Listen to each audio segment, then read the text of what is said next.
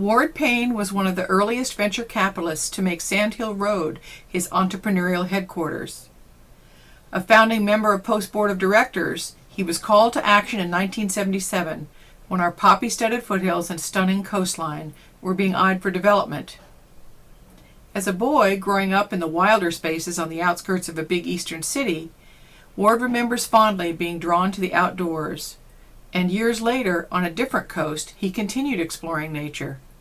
For Ward, the beauty of the peninsula had become part of his very being during days spent hiking or riding the trails of its ridgelines and quiet valleys. I've always been very interested in the outdoors. I grew up in a suburb of Boston where they had a big old forest with a pond next door, and so you could go out there and there was no problem about anything getting destroyed or carried away. And then, of course, the hiatus of college and the Navy and work and one thing or another, and ending up in the Bay Area. By the 1960s, Ward was living in Palo Alto with a young family and a successful venture capital career. He recalls how he once again took to the outdoors for inspiration and adventure. Ward also remembers the 60s and 70s as times of growing awareness about the opportunities and challenges facing our local environment. He realized one could not be complacent in assuming these open spaces would always be available and easily accessible for his family and for the public to enjoy.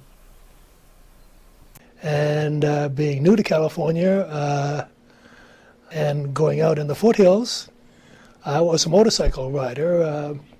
I'll admit, an off-road motorcycle rider, and there were a lot of logging trails on the other side of the foothills, of the other side of the coastal range, and it was all wide open, and it was just like what it was when I was 30 years before when I was a child. No, you go down up and over the skyline, and then down on these are logging trails. You don't have them anymore, but you still have them in the Northwest and so on. They were open, and you could go up and down around them, and you could work your way down a dozen different ways and end up on the coast. It was a lot of fun. You used to take a picnic and stop, and it was great. I knew a lot about it. I got stuck several times in streams there and one thing or another. And I've walked back more than once too with a stuck motorcycle. But it was fun. But then you go down to Los Angeles, and this was for business, which I did a lot of, and I saw what Los Angeles had done to their hills and what they had done to their coast, and it was very depressing. Ward and his wife Mary have always shared a love of nature and a commitment to their community's quality of life. In the 60s and 70s, both were involved in the growing Bay Area network of environmental leaders focused on public policy and education. Ward was a founding board member of the Peninsula Conservation Foundation, known today as Actera. The group brought people together to create local solutions for a healthy environment. As threats to our ecosystem were growing, Mary was one of a small group of women to launch the Environmental Volunteers in 1972. A hands-on nature education program for schools. Ward participated on the EV's advisory board and was also on the board of Palo Alto's Senior Coordinating Council. Individually and together, the Paines were a respected, well-connected, and effective force for positive environmental change. So it is no surprise that Ward was the first person tapped when the idea of a private, nonprofit land trust was becoming a reality. Founders of the nearby Midpeninsula Regional Open Space District wanted a private organization to complement their efforts to save local properties from development. The first hullabaloo was the question of expanding Palo Alto into the foothills.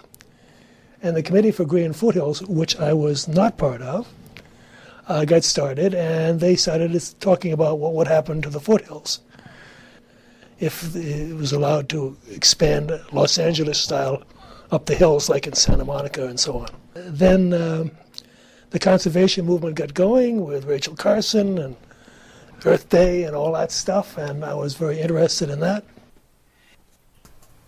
Silicon Valley was becoming known around the world as the center of technology innovation and entrepreneurship. There was burgeoning demand for more homes and more industrial parks to house this growing economy. In 1977, it was a call Ward never expected, but at the end of the conversation, he had agreed to help round up local talent and expertise to start a privately funded open space trust.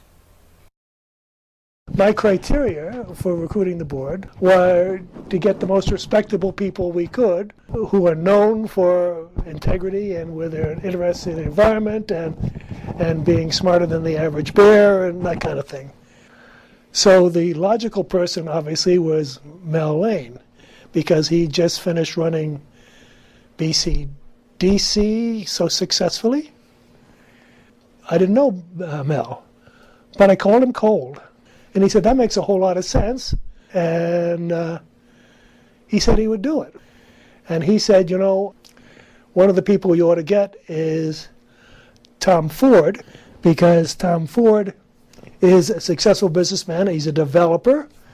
So I knew Tom Ford because he was my landlord. Well, yeah, I was in the venture capital business, and he owned 3000 Sand Hill Road. So I contacted Tom. You know, Mel's with it. He told me to come here, so he signed on too. Those were the two critical people to get this whole thing going. They made us legitimate. With Bob Augsburger, who was an attorney and a broker and a Stanford graduate, which was very important around here. I mean, Stanford, but he was a vice president of finance. And so we had all these things going for us, and we used them all. And it worked well. The fact that we had Mel and Tom and Augsburger gave us a respectability. We could get into places, you know. You would say we'd like to come and talk. And we slowly got a reputation for being straight shooters and delivering. To date, Ward is the only post-board member to term out and return to the board to continue raising funds and negotiating protections for undeveloped land. His rejoining the board is a sure sign of his confidence in Post's mission. You know, we had some specific local problems, and we need to go after them. And we succeeded beyond my wildest dreams. Amazing. You know, I'm just dumbfounded how successful Post has been. I think all the people who are involved in it probably would say the same thing. I think I take more pride in what Post is than anything else that I've done outside my family directly. You know, it's certainly given more satisfaction than anything I've ever done outside raising a family.